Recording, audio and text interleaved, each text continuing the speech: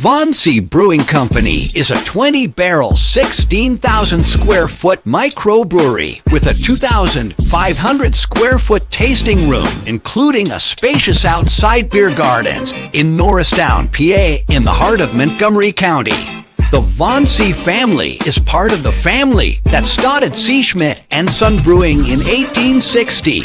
Stop in Wednesday through Sunday and taste a variety of draft and 16-ounce cans of originally brewed beer and tell them the Drunk on Broad crew sent you. Von C Brewing is located at 1210 Stenbridge Street, Suite 300 in Norristown. Cheers.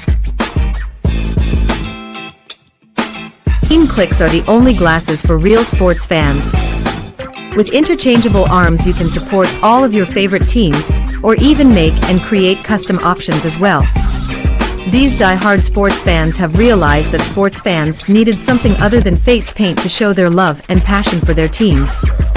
Go to teamclicks.com/DOB and show your love for your hometown team.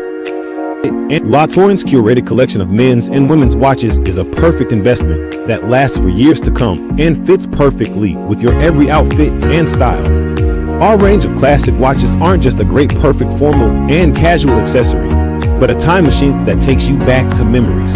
Explore our collection of timeless watches that can reflect your taste, personality, and personal style. Our exclusive collection of carefully curated, affordable luxury watches is what you need to make a personalized style statement.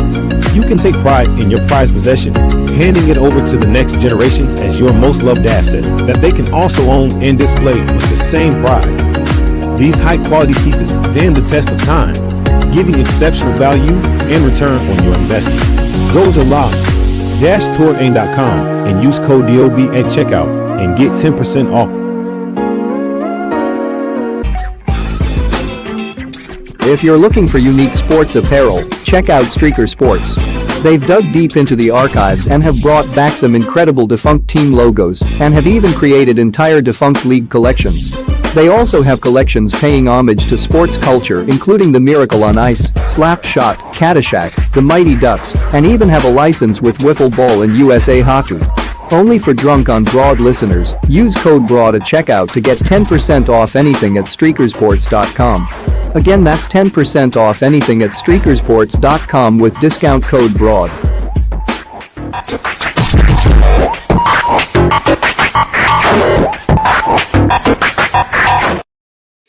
All right, well, we're back. This is part 2 in the AM of episode 234.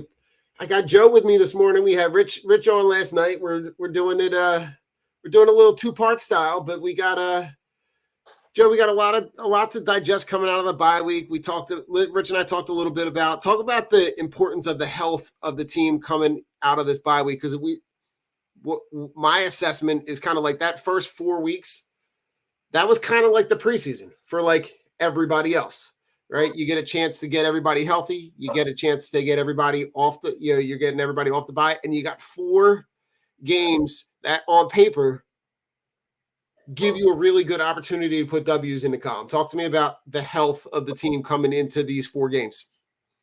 Oh yeah, I mean that's paramount. That's before you look at the way your team is and constructed on offense and defense and play calling and personnel. I mean, if you don't have the personnel to run whatever scheme you're running, obviously that's going to change the overall game plan and this and that. So obviously you've got to have your guys. I mean, you're taking out a guy like Brown and Smith and you're putting in a guy like, Dotson and Johnny Wilson, the Johnny Wilsons of the world and the Paris Campbells of the world. So these guys are, from what we've seen and the small sample size that we've seen of them so far, these guys are just bodies at this point. So you can't run, the plays that you're calling when your starters are in, it's just not going to be effective, as we've seen with a guy like Dotson, who has been on the team since game one. Yeah, he might still be getting acclimated, and he still might be getting worked into the play calling. But I mean, he is a pro and he's been in the league for a few years now, so he really hasn't shown us much. So it's going to be a breath of fresh air. You had the extra week to game plan and right. Get yourself squared away and set up for this next stretch of the season. So they need to come out and set the tone and hit the ground running this week, especially Lane Johnson too, with him in the run game. So I mean, you have one of the best rush offenses in the league, whether whoever's in the lineup or not. But this team, there's no excuses. The Hurts and Sirianni, they like each other. Who cares? It's about winning football games. Right. It's about executing the game plan. But you have to have your main guys in if you want to be successful. Yeah, I mean, listen, I gotta I'm insanely underwhelmed by Jahan Dotson, and I guess we're getting like a micro glimpse into why Washington felt like they were able to move on from him. Because even in a position like the last couple weeks where you got two guys out and his role is elevated and he's still not getting the targets, and you got a guy like John Ross who literally came off his couch in California and had more targets in that Tampa game. Right. Not good. Yeah, and I don't know if that's like unmotivated player, if that's like overhyped talent, or if that's coaching. Like my guess is that it's probably somewhere in that mix. Like it's some combination of all that. But like the fact that you're getting AJ Brown healthy back, you're getting Devontae Smith back. Joe, to me, the identity of this team is like it's like staring at it, but the team doesn't want to see it. They want to be this pass first, go down the field, strike fast offense, when the identity of this team should be a run first team, right? You went out and paid Saquon Barkley all that money, and you have the horses up front on your offensive line to be able to establish that line and pass off of that. And yet they come out like in these last couple weeks, like I think anybody sitting at home, anybody that's doing these Eagles podcasts, we've all kind of like in listening to a lot of people talk about it, that the game plan shouldn't have been that difficult. Like you're down your number one, your number two wide receivers. Hand the ball to Saquon Barkley. Mm-hmm. Give it to him 30 times. But the fact that he doesn't touch the ball in that Tampa game until the third possession, and already down 21 at that point, and now you're in a position where you can't establish the run because you have to pass because you feel like you're trying to make up those points. Like this should not be that simple. Like it's staring at you in the face, and I'm looking at it going, okay, what are they seeing that I'm not seeing? Is this just like they're really stubborn and they don't know what to do? Like, are they're like so headstrong to go like, we're just going to keep passing. When in reality, if you hand the ball to Saquon Barkley 25 times and then all the play action is off that pass. Yep. Now AJ Brown is going to be more open. Now Devontae Smith is going to be more open. I just don't get it. And Joe, I feel like we're in deja vu, like we're in Groundhog season. Because this is the same. If you went back and listened to any of the shows from the end of last year, I mean, even Rich was saying last night, even in those games where we're 10-0, we're still looking at it going, I don't know how the hell they are winning these games. Right. I got no clue, but they're winning, right? So I'll take the W. But it always felt like someone was about to like yank the rug out from under us. And then that San Fran game comes along, and the game plan for every team after that is on there, right? So then you see the losses with Seattle and Arizona, and like they've never pivoted off of that. Right. They're still on that trajectory, and I don't get why. Even with a new D coordinator, even with a new offensive coordinator, even like I don't know, Joe. Like I feel like there's way too much talent on this team to be this mediocre. Because in like their record in these last handful of games is really bad. Like the Bill Belichick clip from like a week and a half ago, where he's like, "All right, can we stop talking about the Eagles? That like they're a good team that's just underperforming. No, they're just not. They're just like okay. They're just like an okay team, Right. especially when you go back. So from that San Francisco game on, they're like what, like 3 wins, 4 wins? Yeah. They're like 4. Like it's just It's just not good. no, it's not. And It's you have a guy like Miles Sanders last year who, he had good stats and he was a good back, but he wasn't a tone setter. You went out and got a Saquon Barkley to be a tone setter, to have that mix of the run and the pass. But he's a generational talent. You have the offensive line, you got the horses up front, so you have to, and then you bring in a guy like Kellen Moore, who's an innovative play caller who mixes in the run and the pass. But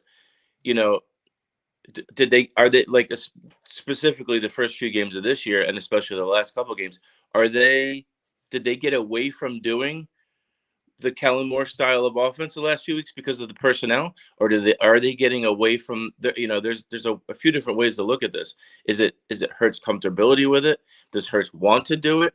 Or is it Nick Sirianni putting his hand in the cookie jar?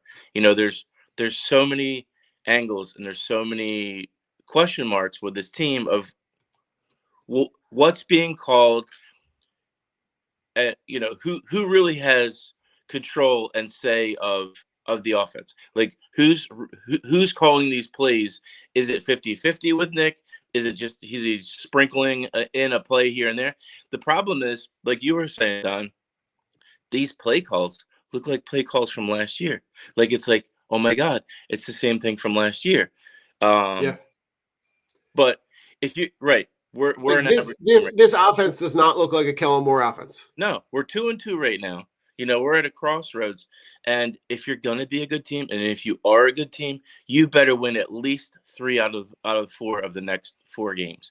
With the Giants, are on the schedule. You have Jacksonville on the schedule. You have Cincinnati on the schedule, and you have probably the worst team in football tomorrow on the schedule. You've got to come out. If you're a good team, you come out, and this game is not close. You get a lead, you build the lead, you put this team away all game. You don't score a couple touchdowns and then just sit back. You keep coming and you execute your game plan. I want to see screen passes. I want to see 20 at least. I want 18 to 20 carries from Saquon. I want everybody, involved. I want slants. I want play action. I want to see the whole Kellen Moore offense tomorrow and for the rest of the season, especially against these teams that are not good. These teams in front of us are not good, and we need to come out and set the tone and show that we are a good team, because right now we're an average team and we don't know where we are or who we are right now. So we need to come out tomorrow and start showing who we are. Joe, the way that this sports landscape has played out over the last week, this game needs to be like a bloodbath. Like I need the Eagles to go out and take care of the Browns in a way that makes everybody in the city feel good.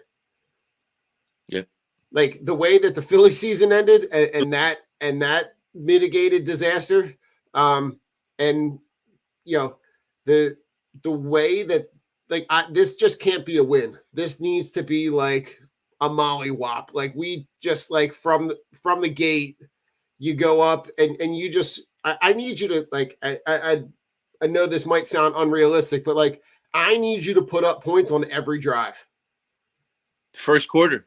Every drive. Like Joe, every drive of the Yeah. game, I need you to put up points. I need you to take all of your frustration from the beginning part of the season, and I need you to just put up points. Like from the jump, this if there is a team that is playing worse than the Eagles right now, it's the Browns. The Browns look bad, and they look bad in every facet of the game. Like their offensive line is so bad that if this defensive line does not put up like 4, 5, 6 sacks, that's underwhelming to me. Right. Because you can't put yourself in a position to be able to get back on track if you're not taking advantage of the situation. So the Kellen Moore offense that we talked about all summer long when he got hired, we haven't seen. And I'm fully convinced that this has everything to do with the head coach. Yep. And nothing to do with the offensive coordinator. Because he still feels like he's got a say in it, and he shouldn't. His job is game manager, right? All of those times and situations where you're making those in-game decisions, those are things that should have been talked about on Wednesday and Thursday and Friday when you're putting that game plan together. That's when you have those conversations. If it's 3rd and 3 from inside the 20, are we taking the points or are we going for it? Right? But that's not a static conversation. You have to do that within the context of the game. Right. Like the in-game decisions is what's led to this team being 3-8 in their last 11. Yeah. It's brutal. So like you have to go out and you have to execute. Like Joe, I'm going to go one step further. Like, I need Saquon Barkley to touch the ball 25, 30 times. Sure. And yeah, and then play everything else off of that. Yeah, you can't worry about burning him out or no. Like he's here for a reason. You paid him. Let him run the ball. Right. He needs to touch the ball all the time, and he needs to touch the ball the whole game, especially in the beginning of the game when you're coming out and you're trying to set the tone. They haven't scored 1 point in the first quarter all season. Joe, they have. Rich and I talked about this last night because I had to look it up. They have not scored a first quarter touchdown since New Year's Eve of last year. Yeah, Do you know the guy? Yeah, you know the guy that scored the touchdown. New Year's Eve of last year, Cardinals game. Oh, Julio Jones. That's right. Yeah. Right? Like Julio Jones is the last guy to score a touchdown in the first quarter for you. That's disgusting. Right. That's gross. That's gross. It's a gross stat considering you have an offense that has Jalen Hurts, A.J. Brown, Devontae Smith, and Saquon Barkley, and this offensive line. Right. And we can't put up points in the first quarter. Right. You're gonna know what to expect tomorrow. If I see Jalen Hurts under center, I'll say, all right, look, they're making an effort, and this is really going to be incorporated into the game plan. If he lines up back there and shotgun all game, then we're gonna be. It's just going to be like you throw your hands in the air. They're just throwing stuff at a wall and seeing what sticks. But they figured Nick out last year with the play calling, and our offense just went right off of a cliff. So, and he's also too, he's coaching for a job. He's a lame duck coach. So is he trying to do too much to prove that he is a good coach? And if he's not re-signed here, if he gets a coaching job somewhere else, there's so much going on with this team. And they got to reel it in. They got to hopefully they're focused and they're locked in. The personnel and defense, all and on offense, everybody needs to be in the right spot. But there's no excuses. There's no more excuses, Don. There's no more excuses. They got to go out and they got to put it together, and they got to put it together fast and put their foot on the throat of Cleveland, because Deshaun Watson's not a good quarterback. Deshaun Watson looks like he could care less about playing football and playing a winning style of football. So you need to come out. You're at home. You got the crowd. Just go out and do it. You just got to go out and do it. I mean, listen, this city is kind of itching for something to get excited about, right? You saw you saw what social media was like yesterday afternoon, how quickly people moved on from the Phillies and are like dialed in for the Flyers and Mitchkoff and all that, right? Kip and I stayed up a little. We made it to like the middle of the second period where we were just like it was like quarter of midnight, and I'm like, oh God, I'm like falling asleep, can't stay awake. Got to hit the DVR and catch it up in the morning. But it was like, yeah, you see that they can get excited about something new.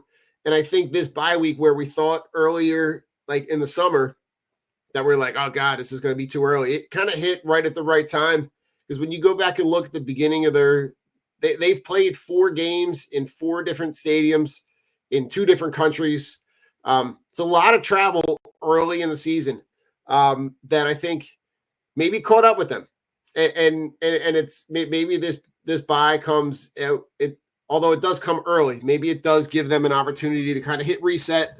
It gave everybody an opportunity to be able to get healthy, and string a couple wins together, and you end up like hypothetically, right? They come out guns a-blazing, they take care of business, and they have the opportunity to rattle off 4 wins if they play the game the right way, and then you're talking about a team that's 6-2 in a division, and that 6-2 would take you into 2 division games against the Cowboys and Commanders.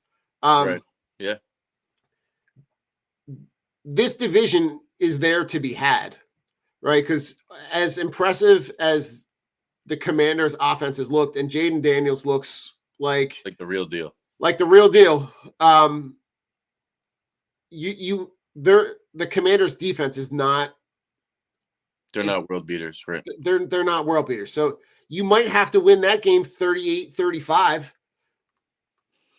But you have the opportunity you have the offense that can put up points like that. And the Cowboys are going to cowboy, and the way that they've built that running back room, and the wide receivers, CeeDee Lamb looks like he's like, why did I re-sign here? He's looking like he's itching to get on the first plane out of Dallas and get me somewhere else. They just gave Dak Prescott like $1 billion. And they're buried. I don't need Kellen Moore to turn Jalen Hurts into Dak Prescott. I don't. Right. I need Kellen Moore to do what Bill Belichick used to do, which is look at the guys that you have. Yep. And then build a system within your system that best emulates what these guys do best. Like, let's stop trying to make it complicated. This doesn't have to be complicated. Keep it simple. Like, run the ball, get the ball in the hands of your best players. Because if you hand the ball to Saquon Barkley, and you can get the ball in the hands of AJ Brown and Devontae Smith, that gives you more opportunities to be successful and less opportunities for you to turn the ball over, which has been a huge problem so far. Yeah, I mean, this is a game for This is a Jalen Hurts game. This is a game where, there's got to be. You got to get to a point where you get into a game and get through the whole game without turning the ball over at all. No fumbles, no interceptions. Good reads, safe throws. Take what the defense gives you. Oh, we don't need the quick strike. We don't need the hero ball. We don't need to throw the ball. You could take your shots, but there's so many places this ball can go to. Somebody's going to be open. And I don't want the 5-step drops. I don't want the 7-step drops. It doesn't matter what your personnel is. Yeah. It's not, you're putting a lot of stress on the quarterback. You're putting a lot of stress on the offensive line. So, use your weapons, but let's have a smart passing game this week. The play action is key. Play action is key because that makes your offense that much harder to defend with, Pro Bowlers at every position. But Yeah. that Listen, they Joe, have to you're talking incorporate. about Myles Garrett, right? And that matchup with him and Lane Johnson. And I'm sure they're going to move him up and down the line. I'm sure that he's going to be on both ends. So you're going to have opportunities to see, one of the best pass rushers in the league go up against your two best tackles, which are two of the best tackles in the league as well. I would argue with you, Joe, that like you would have, if you emulate some form of that game plan that Tampa had, right, coming out where it's quick strike, get the ball out, run the ball, establish the run, the quick action pass, right? That gives you a way to mitigate Myles Garrett because, listen, you drop back and take a 3-step drop, 5-step drop, 7-step drop, you're going to give Myles Garrett the opportunity. He doesn't need more than 3-4 seconds to be able to start wrecking the game, and he can wreck the game by himself. Sure. Yeah, I mean, these are conversations that you and I have, and we just talk about this shit. These guys do this stuff for a living, and we're just sitting in our we're just sitting in somewhere in our house, right? Right. They do the stuff, we break it down, and hopefully, they pick up, they check out the show or hear little glimpses of it and say, you know what, these guys, they kind of know what they're talking about. So it's something that they must incorporate especially against a team like Cleveland with a guy like Garrett. But this is stuff that they should be doing. This needs to be their offense. This needs to be their offense because they don't have Tom Brady back there where he can stand back there and throw the 5-step drop or the 7-step drop, and he's got all the time in the world. But Jalen. Another thing that I want to see from Jalen, I need a comfortable, calm Jalen. Jalen, don't do 2 seconds, get off your read and run left or run right. Step up in the pocket. The pocket is there to protect you. You have to be comfortable in the pocket and do the throws out of the pocket. Yeah. I understand plays break down, but I need to see him more stand and deliver and be decisive on where you're going to go with the ball. But he's got to get better too with his progressions. Most definitely. All right, Joe, on the way out, give me what's your thoughts? Rich and I both thought, like, Rich said something in the 40s. I just don't see how. I mean, these guys, Brown's coming back and Smith's coming back. You've had the time off. They're going to win. Then they're going to win by a decent amount. But I just can't see them getting into the 40s. I've got Eagles 30 and Cleveland 16, something like that. Okay. They'll cover. Cleveland will get a touchdown or two or some field goals. But I think that I think the ball is going to be. They're going to figure out a way to distribute the ball around. But I think they're going to get back to Saquon. Saquon's going to have. Oh man, Saquon's going to have 140 total yards and a touchdown. Nice. I like it.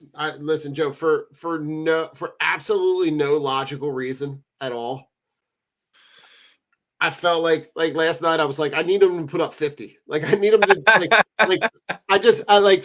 and maybe that's just like that's just residual feelings from how disappointed I've been with the Phillies the last week and how bad this Browns team is. And like, I need something that just makes you feel like I need something that makes me feel good on Sunday.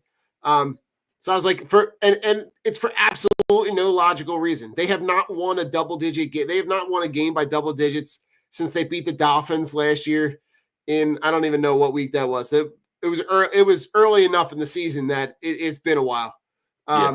So for no earthly reason, no logical reason at all, with no factual basis or evidence at all, I'm just feeling like I need, maybe that's just what I need. And then we'll see what happens. But listen, Joe, on the way out, go Birds. Go Birds.